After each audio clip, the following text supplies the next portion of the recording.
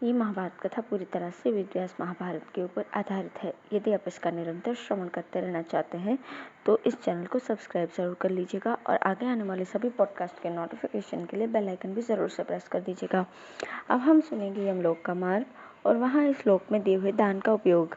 वैशंपायन जी कहते हैं, यमराज का नाम सुनकर भाइयों सहित धर्मराज युधिष्ठिर के मन में बड़ा कौतूहल हुआ और उन्होंने महात्मा मार्कंडेय जी से इस प्रकार प्रश्न किया, मुनिवर अब ये बताइए कि इस मनुष्य लोक से यमलोक कितनी दूरी पर है, कैसा है, कितना बड़ा है और क्या उपाय करने से मनुष्य उससे बच सकता है।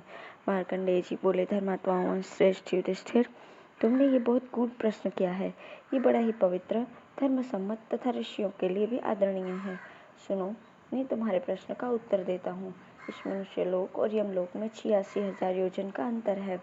उसके मार्ग में सुनसान आकाश मात्र है। वो देखने में बड़ा भयानक और दुर्गम है।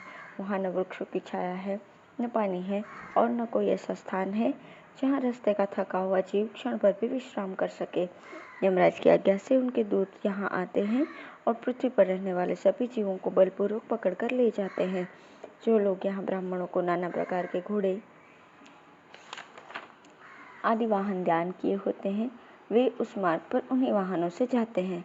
छत्र दान करने वाले मनुष्य को उस समय छत्र मिलता है जिससे वो धूप से बचकर चलते हैं। अन्न दान करने वाले जीव वहाँ तृप्त होकर यात्रा करते हैं। जिन्होंने अन्न दान नहीं किया है वे भूख का कष्ट सहते हुए चलते हैं। वस्त्र देने वाले कपड़े पहनकर चलते हैं। भूमि का दान करने वाले सब कामनाओं से तृप्त होकर बड़े आनंद से यात्रा करते हैं। शस्य अर्थात अनाज का दान करने वाले सुख से जाते हैं और मकान बनवा कर देने वाले दिव्य विमान से बड़े आराम के साथ यात्रा करते हैं। पानी दान करने वालों को वहाँ प्यास का कष्ट नहीं होता। दीप दान करने वालों के लिए अंधेरे में चलने के समय प्रकाश का प्रबंध होता है। गोदान करने वाले सब पापों से मुक्त होते हैं, अतः वे भी सुख से यात्रा करते हैं। जिन्होंने 1 मास तक उपवास किया है वे हंसों से जुते हुए वाहनों पर बैठकर यात्रा करते हैं। 6 रात तक उपवास करने वाले लोग मयूरों के विमान से जाते हैं। 3 रात तक जो एक समय भोजन करते हैं वे अक्षय लोकों को प्राप्त होते हैं। जल देने का प्रभाव तो बहुत ही अलौकिक है। प्रेतलोक में जल बहुत सुख देने वाला होता है। मरने पर जिनके लिए जल दिया जाता है उन पुण्यात्माओं के लिए यमलोक के मार्ग में पुष्पोदका नाम की नदी बनी हुई है। वे उसका शीतल और सुधा के समान मधुर जल पीते हैं। जो पापी जीव हैं उनके लिए वो सब पीप सी हो जाती है। इस प्रकार वो नदी सब कामनाओं को पूर्ण करने वाली है। अतः है राजन, तुम्हें भी इन ब्राह्मणों का विधिवत पूजन करना चाहिए। जो अन्नदाता को पूछता हुआ भोजन की आशा से घर पर आ जाए, उस अतिथि का, उस ब्राह्मण का तुम विधिवत सत्कार करो। ऐसा अतिथि या ब्राह्मण जब किसी के घर पर जाता है तो उसके पीछे इंद्र आदि संपूर्ण देवता वहां तक जाते हैं। यदि वहां आकर उसका आदर होता है तो भी वे प्रसन्न होते हैं और यदि अनादर होता है तो सभी देवता भी निराश लौट जाते हैं। अतः राजन, तुम भी अतिथि का विधिवत सत्कार करते रहो। अब बताओ और क्या सुनना चाहते हो।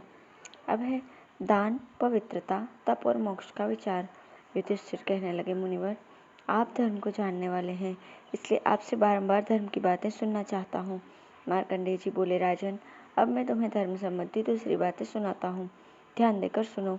ब्राह्मण का स्वागत करने से अग्नि, आसन देने से इंद्र, पैर धोने से पीतर और उसको भोजन कराने योग्य अन्न प्रदान करने से ब्रह्मा जी तृप्त होते हैं।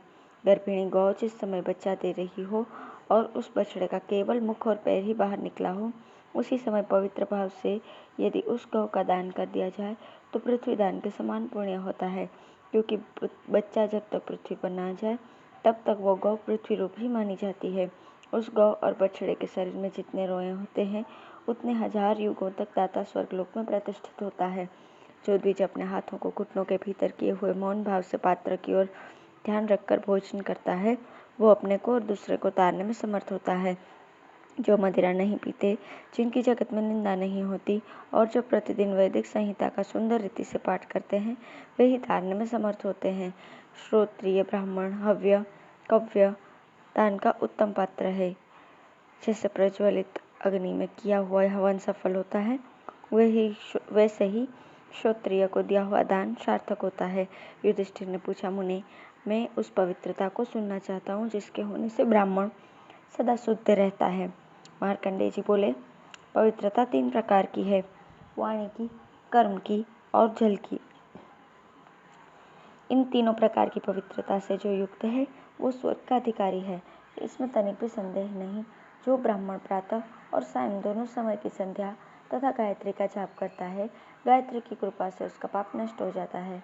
वो संपूर्ण पृथ्वी का दान करने पर भी प्रतिग्रह दोष से दुखी नहीं होता। गायत्री का जाप करने वाले ब्राह्मण के ग्रह यदि विपरीत भी हो तो शांत होकर उसे सुख पहुंचाते हैं और भयंकर राक्षस भी उसका तिरस्कार नहीं कर सकते। ब्राह्मण सब दशा में सम्मान के योग्य हैं। ये वेद पढ़ा हो या नहीं, उसके सब संस्कार अच्छी तरह संपन्न हुए हों या नहीं, उसका अपमान नहीं करना चाहिए।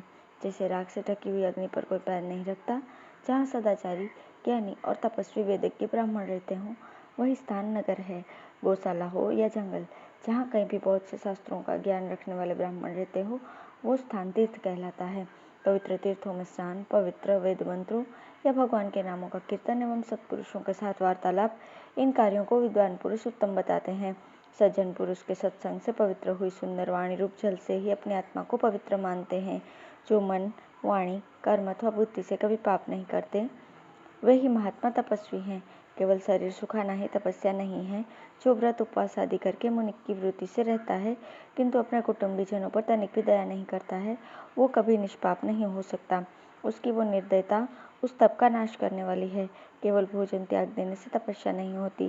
जो निरंतर घर पर रहकर भी पवित्र भाव से रहता है और सब प्राणियों पर दया करता है, उसे मुनि ही समझना चाहिए। वो संपूर्ण पापों से मुक्त हो जाता है। राजन, शास्त्रों में जिनका उल्लेख नहीं है, ऐसे कर्मों की अपने मन से कल्पना करके लोग तपाई हुई शिला आदि पर बैठते हैं। यह सब होता है तपस्या के नाम पर पापों को जलाने के लिए, परंतु इससे केवल शरीर को पीड़ा होती है और कोई लाभ नहीं होता। जिसका हृदय श्रद्धा और भाव से शून्य है, उसके पाप कर्मों को अग्नि भी नहीं जला सकती। दया तथा मन, वाणी और शरीर की शुद्धि से ही शुद्ध वैराग्य और मोक्ष प्राप्त होते हैं। केवल फल खाने या हवा पीकर रहने तथा सिर मुंडाने, घर छोड़ने, जटा बढ़ाने, पंचाग्नि तपने, जल के भीतर खड़े रहने या मैदान में जमीन पर शयन करने से ही मोक्ष नहीं मिलता। ज्ञान अथवा निष्काम कर्म से ही जरा मृत्यु आदि सांसारिक व्याधियों से पिंड छूटता है और उत्तम पद की प्राप्ति होती है। जिस प्रकार अग्नि में भुने हुए बीज नहीं उगते, उस प्रकार ज्ञान रूपी अग्नि से सभी अविद्याजनित कलुषों का दग्ध हो जाने पर पुनः उनसे आत्मा का संयोग नहीं होता। एक या आधे श्लोक से भी यदि संपूर्ण भूतों के हृदय देश में विराजमान आत्मा का ज्ञान हो जाए तो मनुष्य के संपूर्ण शास्त्रों के अध्ययन का प्रयोजन समाप्त हो जाता है। कोई तत् इन 2 ही अक्षरों से आत्मा को जान लेते हैं। कुछ लोग मंत्र पदों से युक्त सैकड़ों और हजारों उपनिषद वाक्यों से आत्मतत्व को समझते हैं। जैसे भी हो, आत्मतत्व का सुदृढ़ बोध ही मोक्ष है। जिसके हृदय में संशय है, आत्मा के प्रति अविश्वास है, उसके लिए न लोक है न परलोक, न उसे कभी सुख ही मिलता है। ज्ञानवृत पुरुषों ने ऐसा ही कहा है। इसलिए श्रद्धा और विश्वास पूर्वक निश्चयात्मक बोध ही मोक्ष का स्वरूप है।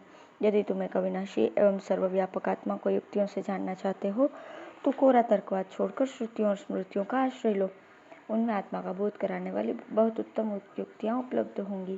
जो शुष्क तर्क का आश्रय लेता है, उसे साधन की विपरीतता के कारण आत्मा की सिद्धि नहीं होती। अतः आत्मा को वेदों के द्वारा ही जानना चाहिए, क्योंकि आत्मा वेद स्वरूप है। वेद ही उसका शरीर है, वेद ही तत्व का बोध है। आत्मा में ही वेदों का उपसंहार या लय होता है। आत्मा अपनी उपलब्धि में स्वयं ही समर्थ नहीं है, उसका अनुभव सूक्ष्म बुद्धि के द्वारा ही होता है। अतः मनुष्यों को इंद्रिय की निर्मलता के द्वारा विषय भोगों को त्याग देना चाहिए। ये इंद्रियों के निरोध से होने वाला अनशन दिव्य होता है। तप से स्वर्ग मिलता है और दान से भोगों की प्राप्ति होती है। तीर्थ स्थान से पाप नष्ट होते हैं, परंतु मोक्ष से तो ज्ञान ही होता है, ऐसा समझना चाहिए। धन्यवाद।